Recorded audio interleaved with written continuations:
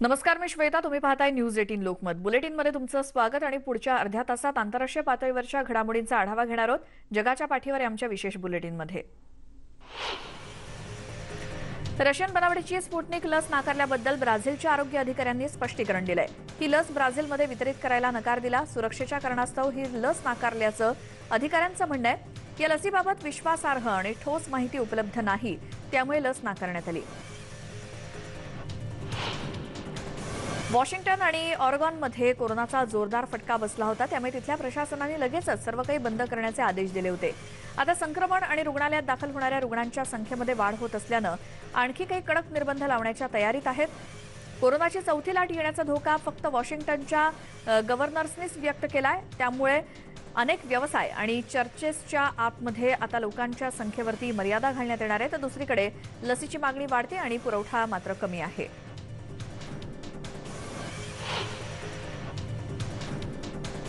कॅलिफोर्नियामध्ये लसीकरणाच्या प्रयत्नांचे governor Govind Newsom यांनी कौतुक केलंय. लवकरच राज्याची गाडी हळूहळू पूर्वपदावरती येईल असा विश्वास त्यांनी व्यक्त केलाय. लॉस एंजेलिसमधील छोट्या व्यावसायिकांची त्यांनी भेट घेऊन चर्चा केली. कॅलिफोर्नियामध्ये लवकरच सारं काही सुरळीत होईल. अंधाराच्या दुसऱ्या बाजूला प्रकाश असतो असा विश्वास त्यांनी व्यक्त केलाय. अमेरिकेतील सर्वात जास्त लसीकरण कॅलिफोर्नियात होत असल्याचा दावा त्यांनी केला. सध्याचा वेगानं पसरणारा कोरोनाचा नवीन स्ट्रेन पेरूमध्ये असल्याची माहिती पेरू मंत्रिमंडळ समितीच्या अध्यक्षा व्हायोलेटा बर्मिडेज यांनी दिली. ब्राझीलमधून आलेला हा स्ट्रेन पेरूच्या 8 विभागामध्ये सध्या असल्याचं त्यांनी सांगितलं. मिळालेल्या माहितीनुसार नवीन आढळलेल्या रुग्णांपैकी 40% रुग्णांमध्ये हा स्ट्रेन असल्याचं त्या म्हणाल्या.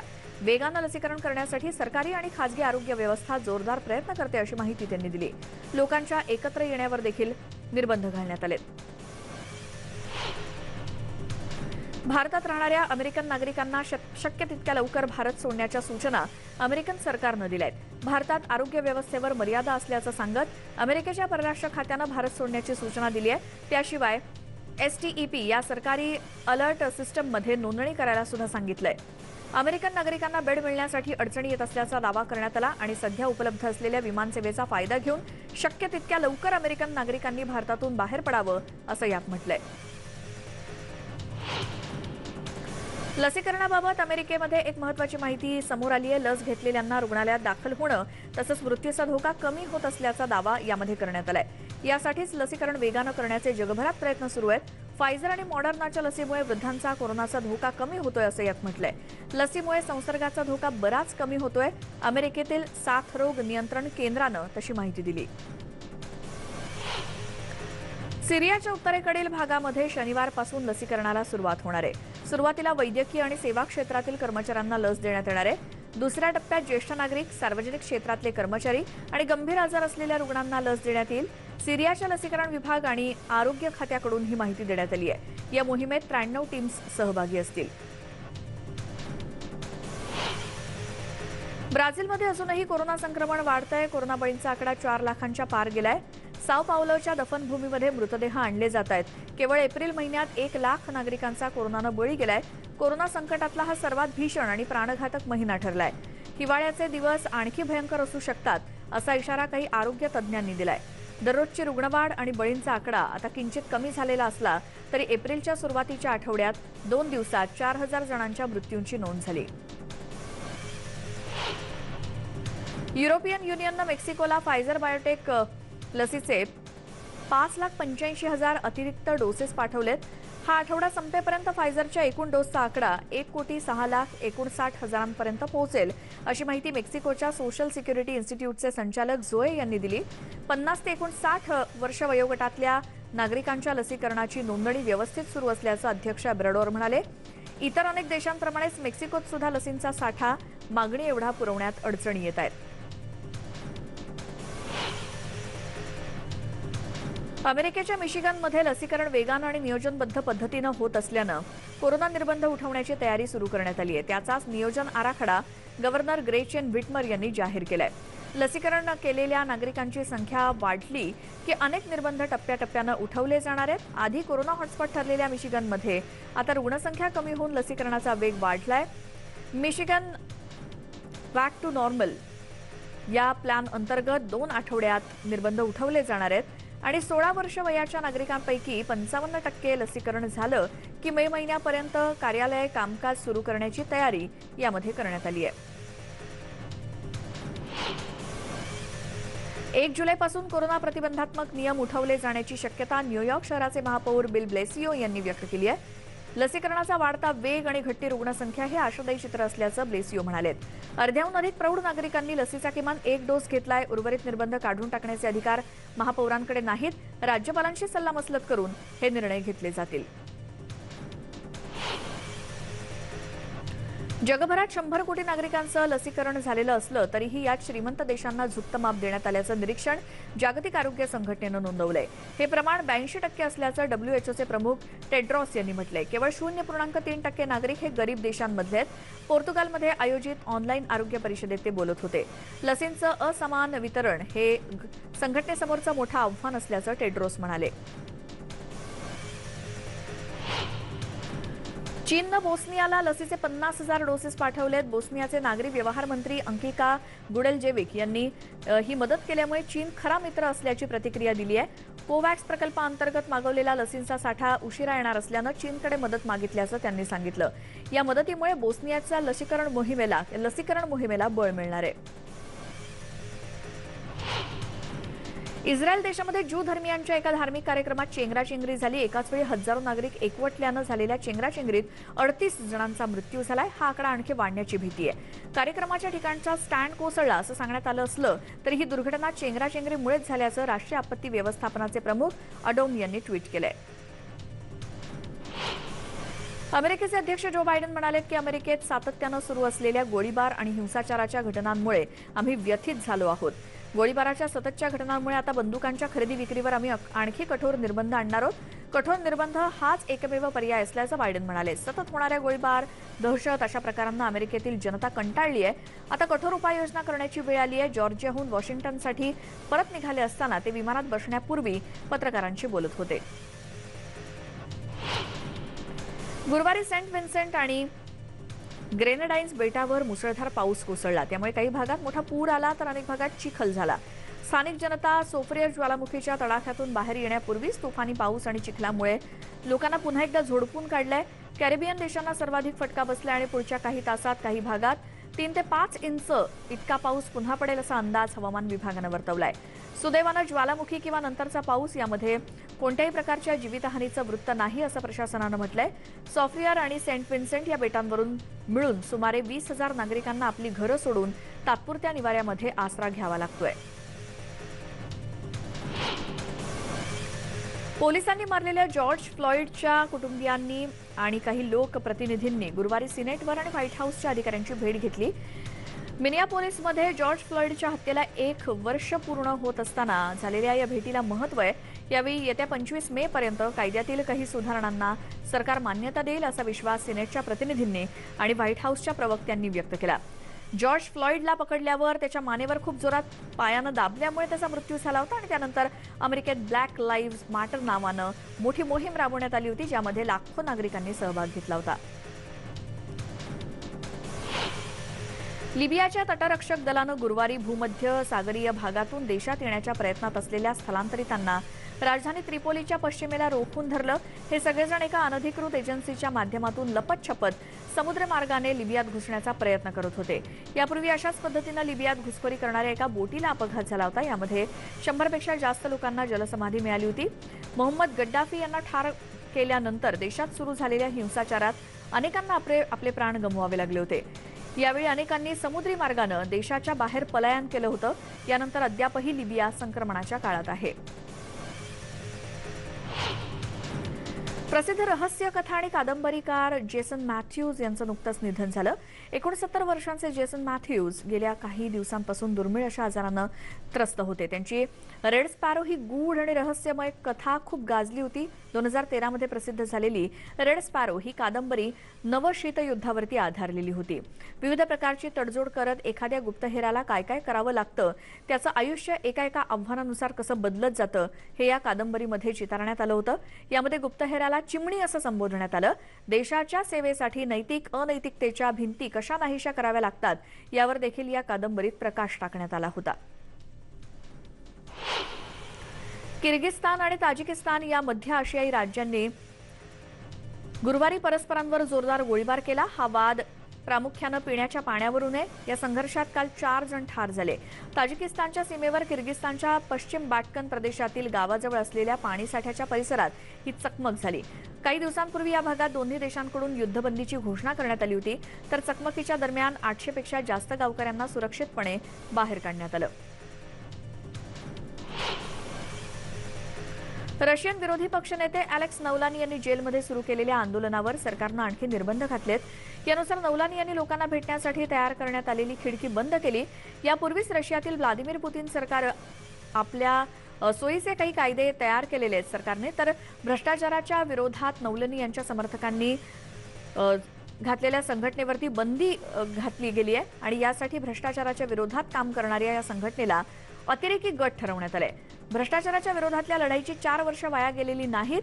हा लढा लवकरच यशस्वी होईल असा विश्वास अलेक्सी नवलानी यांच्या समर्थकांनी व्यक्त केलाय. रोमानियाची राजधानी बुखारेस्टमध्ये कोरोनाच्या नियंत्रणासाठी मोठ्या प्रमाणात लसीकरण मोहिमेला सुरुवात झाली आहे. पहिल्याच टप्प्यात या लसीकरणाला मोठा प्रतिसाद मिळताना दिसतोय. रोमानियामध्ये लसीकरणाला मिळत असलेल्या प्रतिसादामुळे लसीकरण केंद्रात आणखी वाढ करण्यात आली आहे. रोमानियात आतापर्यंत 27,000 जणांचा कोरोनामुळे मृत्यू झालाय. तर लसीकरणाच्या मोहिमेला गती देण्याचा निर्णय सरकारनं घेतलेला असून लवकरच देशातील सुमारे 3,000 डॉक्टर्स या लसीकरण मोहिमेमध्ये सहभागी होतील. अमेरिकेतील राजकीय केंद्र आता टेक्सास, फ्लोरिडा आणि अन्य उष्ण हवामान असलेल्या राज्यांमध्ये बदलले गेले असं स्पष्ट होतंय. या राज्यांमध्ये रिपब्लिकन्सची सत्ता आहे तर न्यूयॉर्क आणि ओहिओला मात्र कमी पसंती दिली जाते. अमेरिकेच्या जनगणनेनुसार लोकसंख्येत 7.4% वाढ झाली आहे. गेल्या काही वर्षातली ही दुसरी सगळ्यात कमी वाढ आहे. या जनगणनेमध्ये अमेरिकेतील स्थलांतरितांचं स्वरूप सुद्धा स्पष्ट झालंय. गेल्या 170 वर्षांमध्ये पहिल्यांदाच कॅलिफोर्नियानं काँग्रेसची सीट गमावली आहे. त्याचाही परिणाम झालेला दिसून येतोय. न्यूयॉर्कचे राज्यपाल अँड्र्यू क्युमो यांनी मंगळवारी सांगितलं की त्यांचं कार्यालय अमेरिकेच्या जनगणना ब्युरोच्या माध्यमातून जनगणना करता येईल का याचा आढावा घेते. 2020 मध्ये जनगणना होणार होती पण देशात असलेला कोरोना महामारीचा कहर, चक्रीवादळ, ट्रम्प प्रशासनाच्या काळात तयार झालेला राजकीय तिढा या सगळ्यामुळे 2020 मध्ये जनगणना करता आलेली नव्हती. एकदा जनगणना झाली की राज्याच्या संसदेतील जागांचा आकडा बदलणार असल्याचं न्यूयॉर्कचे राज्यपाल अँड्र्यू क्युमो यांनी सांगितलं. गेली 20 वर्षे अमेरिकेचं सैन्य अफगाणिस्तानात तैनात होतं पण आता अमेरिकन सैन्य तिथे थांबू शकत नाही असं अमेरिकेच्या वतीनं स्पष्ट करण्यात आलंय. राजदूत जलमाय खालिद म्हणाले की अमेरिकेचं सैन्य माघारी परतल्यानंतर महिला आणि अल्पसंख्याकांना काही समस्यांना तोंड द्यावं लागू शकतं. केवळ या गोष्टीसाठी अमेरिकेचं काही सैन्य तिथेच तैनात ठेवायचं असेल तर पुन्हा आंतरराष्ट्रीय समुदायाला विश्वासात घ्यावं लागेल. अमेरिकेच्या काबूलमधल्या आपल्या दूतावासातील कर्मचाऱ्यांना आधीच वकिलात सोडून अमेरिकेमध्ये माघारी परतण्याचे आदेश दिलेत. पण अफगाणिस्तानला आता देशातील महिला, मुलं आणि अल्पसंख्याकांच्या संरक्षणाची चिंता सतावतेय. ब्रिटनी स्पियर्सच्या वकिलांनी सांगितलं की ब्रिटनीला न्यायालयानं कोर्टात हजर राहण्याचे आदेश दिलेत. गेल्या 13 वर्षातील विविध घटनांनंतर ब्रिटनीला न्यायालयासमोर आपलं स्पष्टीकरण द्यायचंय. ब्रिटनीनं आपल्या प्रियकरासोबत डिवोर्स घेण्यासाठी याचिका दाखल केली. यावर सध्या न्यायालयात सुनावणी सुरू आहे आणि त्याचाच एक भाग म्हणून ब्रिटनीला न्यायालयामध्ये हजर राहायचंय. ब्रिटनीच्या डिवोर्सच्या खटल्याची पुढची सुनावणी आता जूनमध्ये आहे. सुनावणीच्या वेळी ब्रिटनीला पाठिंबा देण्यासाठी तिच्या समर्थकांनी न्यायालयाच्या बाहेर मोठ्या प्रमाणात गर्दी केली होती. उपराष्ट्रपती कमला हॅरिस यांनी ग्वाटेमालाच्या अध्यक्षांशी व्हिडिओ कॉन्फरन्सिंगच्या माध्यमातून बातचीत केली.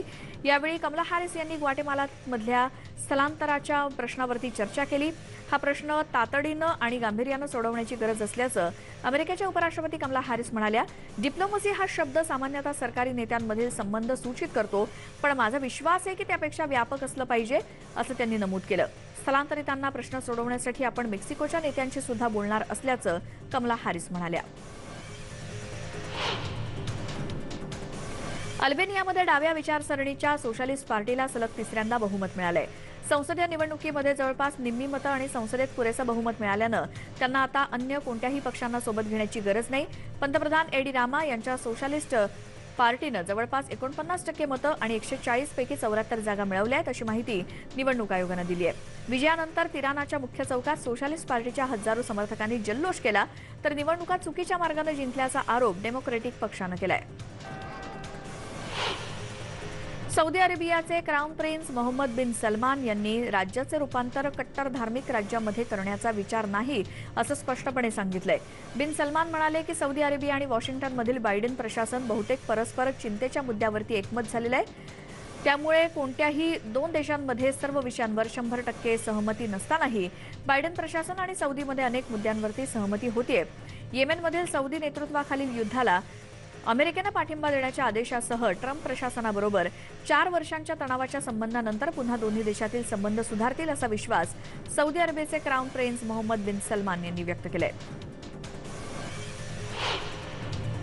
लिबियाच्या किनाऱ्यावरील गर्दीनं भरलेल्या रबर बोटींमधून 200हून अधिक प्रवाशांची सुटका करण्यात आली। मानवतावादी गटाचं ओशन कायकिंग बचाव पथकाच्या सहाय्यानं ही कामगिरी बजावली। अचानक आलेल्या या एका अलर्टनंतर तातडीनं ही मोहीम हाती घेण्यात आली आणि भूमध्य समुद्रामध्ये अडकलेल्यांसाठी एक हॉटलाईन तयार करण्यात आली आहे। यावर अचानक फोन आला। बोटीवर अडकलेल्यांच्या मदतीसाठी एक मोहीम सुरू झाली आणि एकूण 236 जणांची सुटका करण्यात आली, तर वाचवण्यात आलेल्या लोकांमध्ये 114 मुलांचा समावेश आहे।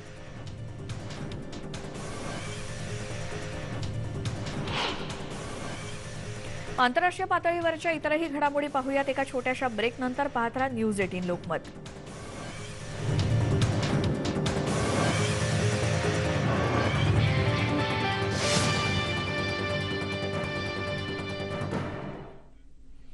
ब्रेकनंतर स्वागत आणि पुन्हा पाहूयात आंतरराष्ट्रीय पातळीवरच्या घडामोडी जगाच्या पाठीवरमध्ये। जॉर्डनच्या राजानं मध्य पूर्वेतील विविध चर्चेसच्या धार्मिक नेत्यांची भेट घेतली आणि चर्चेस आणि अवक्फ धार्मिक फाउंडेशनच्या नेत्यांची अब्दुल्ला दुसरे यांनी अमानमध्ये भेट घेतली आणि बैठकीमध्ये अब्दुल्ला यांनी जॉर्डनच्या जेरुसलेममधील ख्रिश्चन आणि मुस्लिम पवित्र स्थळांच्या ऐतिहासिक आणि धार्मिक जबाबदारीच्या चर्चेवर जोर दिला। त्यांनी सर्व जेरुसलेमिट्स आणि पवित्र शहराची अरब आणि इस्लामिक ओळख जपण्याच्या त्यांच्या प्रयत्नांना पाठिंबा दर्शवला।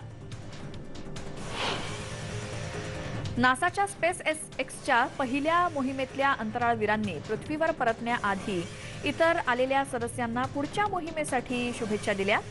इंटरनॅशनल स्पेस स्टेशनमधून जपानचे अंतराळवीर Michael Hopkins, Victor Glover, Shannon Walker, Soichi Noguchi आणि शनिवारी यांनी पृथ्वीवरती ते परतणार आहेत। मेक्सिकोच्या आखातामध्ये ते उतरणार आहेत आणि आम्हाला पुढच्या टीमबरोबर कमी वेळ मिळाला असला तरी आठवणी आयुष्यभर स्मरणात राहतील अशी प्रतिक्रिया इंटरनॅशनल स्पेस स्टेशनचे प्रमुख शेनॉन वॉकर यांनी दिली। अमेरिकन स्पाय सॅटेलाइट सोमवारी कॅलिफोर्नियामधून लॉन्च करण्यात आला। NROL-82 उपग्रहाचं व्हॉन्डनबर्ग हवाई तळावरून प्रक्षेपण करण्यात आलं आणि या प्रक्षेपणाच्या दुसऱ्या टप्प्यापर्यंत त्याचं वेबकास्ट सुद्धा केलं जात होतं। NRO ही अमेरिकेतील गुप्तचर खात्यांसाठी उपग्रह विकसित करणारी एक संस्था आहे। सोमवारी रात्री बर्लिनच्या आकाशात पिंक सुपरमूनचं दर्शन झालं। 2021 मधील हा पहिला सुपरमून आहे। हा सुपरमून फक्त नावालाच पिंक म्हणजे गुलाबी होता। त्याच्या कक्षेत तो पृथ्वीच्या सगळ्यात जवळ आल्यावर त्याचं दर्शन होतं। वसंत ऋतूमध्ये उमलणाऱ्या फुलावरून या सुपरमूनचं नाव पिंक असं ठेवण्यात आलंय। बर्लिनच्या संसदेच्या आवारात ही अशी पिंक फुलं दिसून येतात। अमेरिकेतील विल्सन हा अजगर सध्या चर्चेचा विषय बनलाय। ही मादी अजगर आहे। सध्या ती गर्भवती नाही, मात्र तिच्या दातांच्या 4 रांगा सुद्धा आता मजबूत झालेल्या आहेत। अमेरिकेतील अजगरांच्या वार्षिक आरोग्य परीक्षणादरम्यान या गोष्टी स्पष्ट करण्यात आल्या आहेत। न्यू इंग्लंड ॲक्वेरियममध्ये हे परीक्षण करण्यात आलं। प्रेक्षकांसमोर असल्यानं त्यांच्यावर काही परिणाम होतो का हे तपासण्यात येतं आणि अशा प्रकारे परीक्षण केल्यानं या प्राण्यांच्या आरोग्याबाबत, प्रजननाबाबत अनेक गोष्टी स्पष्ट होतात। गेल्या 3 वर्षांपासून सतत काम सुरू असलेल्या फ्रान्समधील ऐतिहासिक वर्साइलचा राजवाडा रॉयल चॅपेलचं काम पूर्ण झालेलं आहे। चमकदार असा सोन्याचा मुलामा इथल्या 46 मीटर उंच भिंतींवरती चढवण्यात आलाय। तसंच छत आणि काचेच्या खिडक्यांवर सुद्धा महत्त्वाचं काम करण्यात आलंय। कोरोनामुळे गेल्या ऑक्टोबरपासून हा पॅलेस बघण्यासाठी बंद आहे, मात्र आता काम पूर्ण झाल्यानं लवकरात लवकर तो पाहण्यासाठी खुला करावा अशी पॅलेसच्या प्रशासनाची इच्छा आहे।